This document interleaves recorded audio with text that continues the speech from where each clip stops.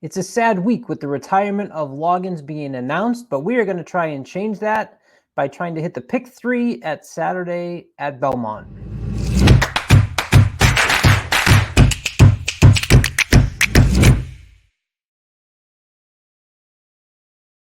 What's up, everybody? Welcome into Doubling Down with Colin Sheehan. I'm your host, Colin Sheehan. We're going to mix it up a little bit this week, and we're going to try to do a pick 3 instead of your traditional daily double, which is what this show has been based around. And I'm also going to be going solo. It's a holiday week. We have Belmont Stakes next week. People are busy. So this week, we're just going to try and do this by ourselves. And plus, if you've looked at the stats of my guests, I love to rag on them all, but I'm so happy they joined me.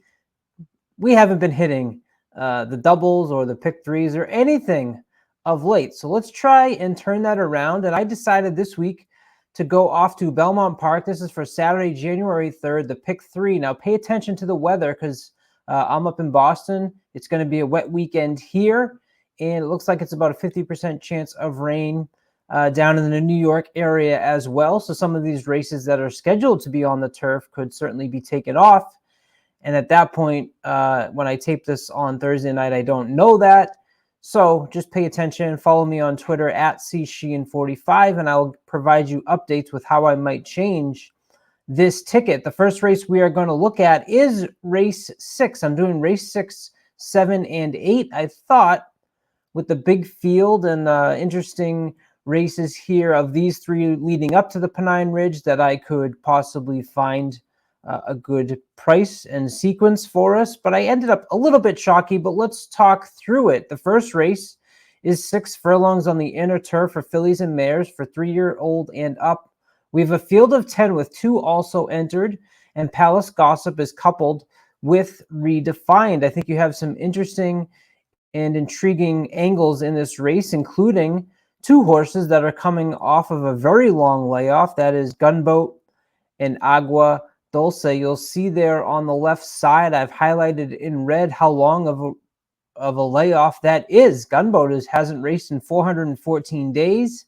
Agua Dulce, 111 days. Michelle M, 210 days. And Cupid's Heart, 190 days. And that's what that column there means, days since L/R, days since their last race. The next column over, highlighted in yellow for you, I've given you a little pace setup.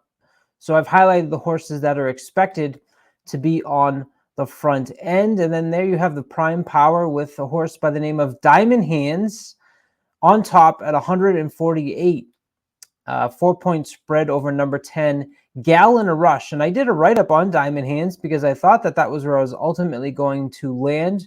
I handicapped prior to the morning lines coming out, and that Pletcher Irad combination of Diamond's Hands was very intriguing. Diamond's Hands was a $375,000 purchase, has been racing at longer distances, showing speed, but faltering a little late.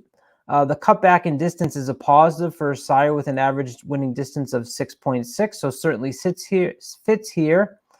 And then you have Pletcher hitting at 20% when adding the blinkers, 7 for 9 in the money. Lifetime. But after I went over the race again, I decided to make a change. And if there's a horse that I'm worried about, it's going to be number 4, Diamond Hands. But I'm going to go with number 10, Gal in a Rush. I'm always interested in horses with Dynaformer in the pedigree and need to look between the lines a little bit on this one as he has mixed turf and dirt starts.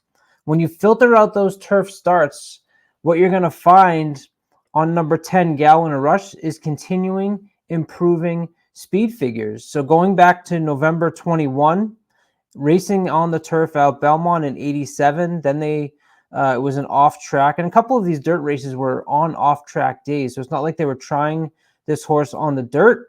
They just didn't end up scratching out of the race and trying in the slop. And those races are clearly worse off than what this horse has done on the turf. And you don't want to miss the fact that this horse is being ridden by Jose Ortiz, who was just having an unbelievable start to this meet, hitting at 29%.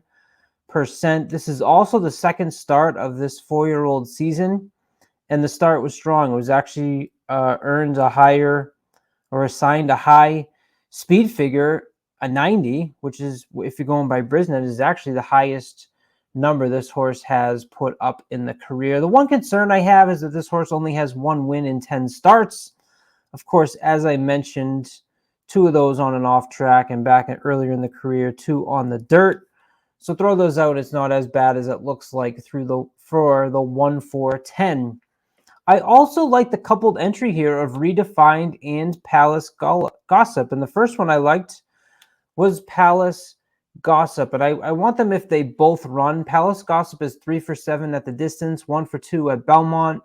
And it also has a win. She also has a win from the 12 post at Belmont at this distance, including an allowance victory last June. Finished up the last year with a 6 furlong victory in 1 minute and 8 seconds flat. That wasn't an optional claimer. Not crazy that it took the horse 4 times to win that optional claimer level. Steps back up to allowance of non-winners of 1 other than. But I also like the fact that you're getting Redefined in this coupled entry. And that's part of the reason that I went with this 1 and 1A. So if one of them were to scratch, I'd probably swap out this 1 with the 4 diamond hands. I know at that point now you're getting 3 to 1 and a 7 to 2, but you have a big field, so hopefully that helps you out as well. Redefined was beaten by Lesser in the last, but that was off of a layoff and had some issues in that race. The confidence was there with a 3rd and a grade 3 at Belmont in October. This horse, along with Palace Gossip, is out of that Dutro bar, being ridden by Trevor McCarthy. So in leg 1 of this pick 3, I'm going to go with the 1 and the 10. So we'll move along to the second leg of the pick 3 on Saturday, June 3rd at Belmont Park. This is race 7. We have a field of 9. And number 8, Redistricting. This was a horse ridden by Irad Ortiz for the Chad Brown barn for the first time. This horse is bred to go long, owned by Klaravich Stables. Now, in my head, I was thinking as I handicapped this race, why do I feel like I always land on these first-time starters, trained by Chad Brown, ridden by Irad Ortiz, and why do I feel like I always miss getting through whatever sequence it is that I'm trying to play when I'm picking these horses? And actually, without even being prompted, Matt DeSantis, who's going to be doing Capping the Card for you all at Belmont Park, coming up later on the channel here at Trust the Profit, so be sure to check that out. He's going to have the exact stats for you, but I'll give you a hint that Irad riding for Chad, first time on the turf at Belmont, is 0%, and he's going to get into that more.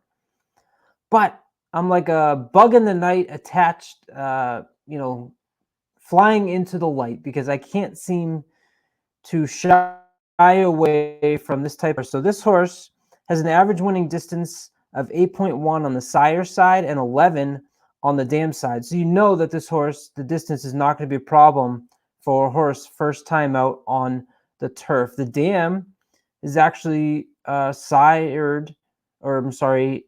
dam has actually had 7 starters, and 5 of them have won on the turf, including on the sire side, a 20% hit rate first time out and 17% overall. This horse was a $200,000 purchase. And like I said, I just find myself attracted to this connections, and 8 is going to be on my ticket as well. But certainly with that caution of that 0% with Irad and Chad trying first time at Belmont on the turf. And because of that, I didn't feel as confident in a single. So I looked around for where else I was interested. And some of these horses have been running a couple times. The 2 Cumberland was certainly one that I was interested in. That would be the horse that I'm worried about, who I'm leaving off my ticket. Cumberland ships up from Gulfstream Park, where he raced twice, encountering trouble in both of those races, finishing 2nd and 3rd, posting figures of 81 and 83.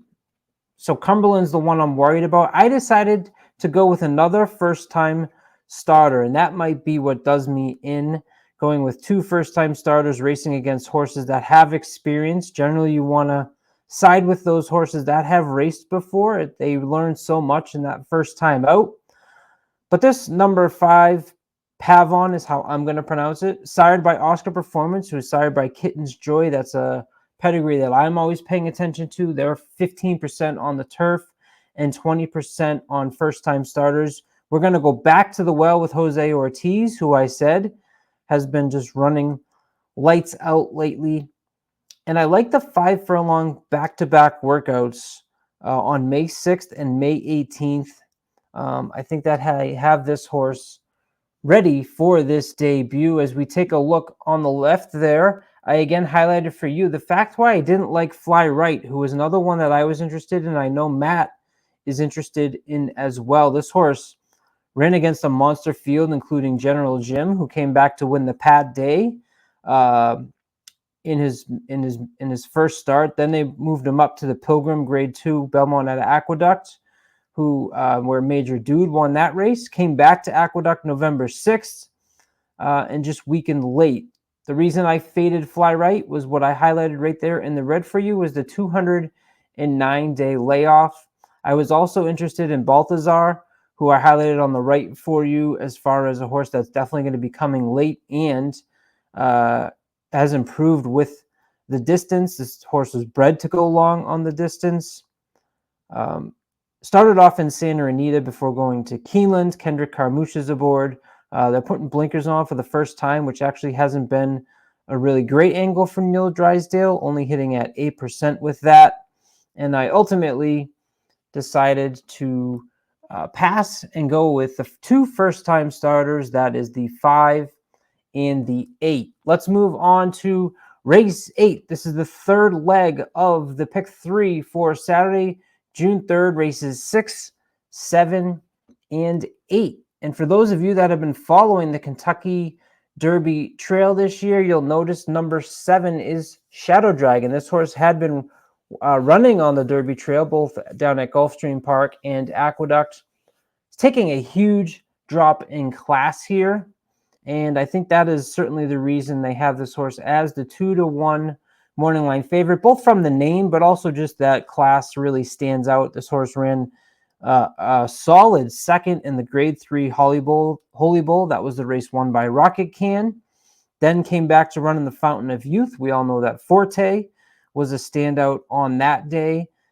Shadow Dragon finished 5th, 14 lengths behind Forte. Came back up to Aqueduct to run the 1 1/8 Wood Memorial, finishing 7th. Now coming back down to the allowance level, going 1 1/16 for trainer Bill Mott with, once again, Jose Ortiz. So I'm certainly riding that Jose Ortiz hot streak in this pick 3.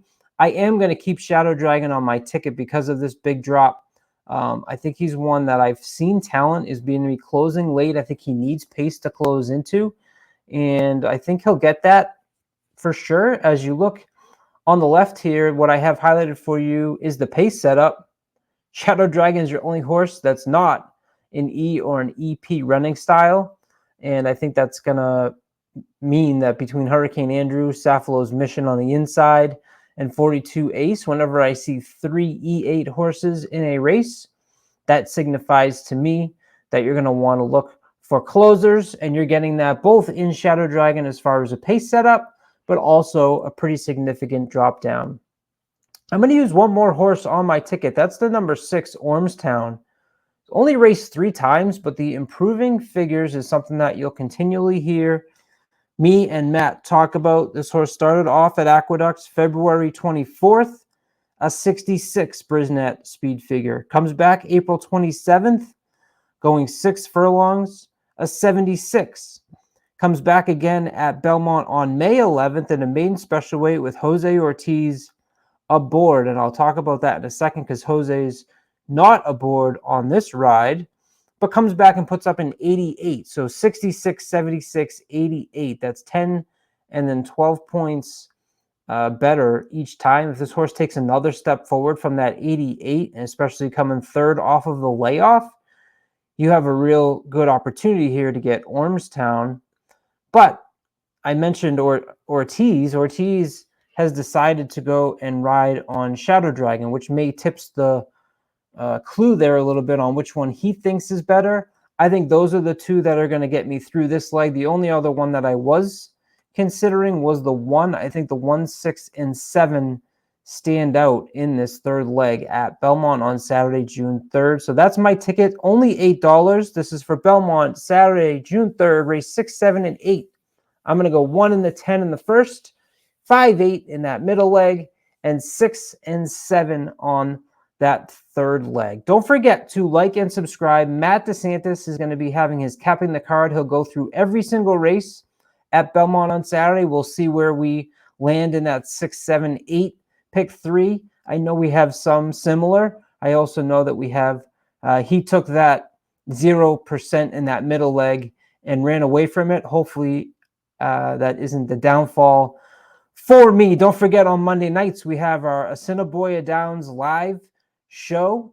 Please join us in the chat. It's super interactive. We're going to do some live handicapping for our new partners at Assiniboia Downs. With that, I'm Colin Sheehan. This is Doubling Down. Let's try and hit these pick 3s. Please put in the comments what your pick 3 is for this sequence. And until next time, I'll see you later.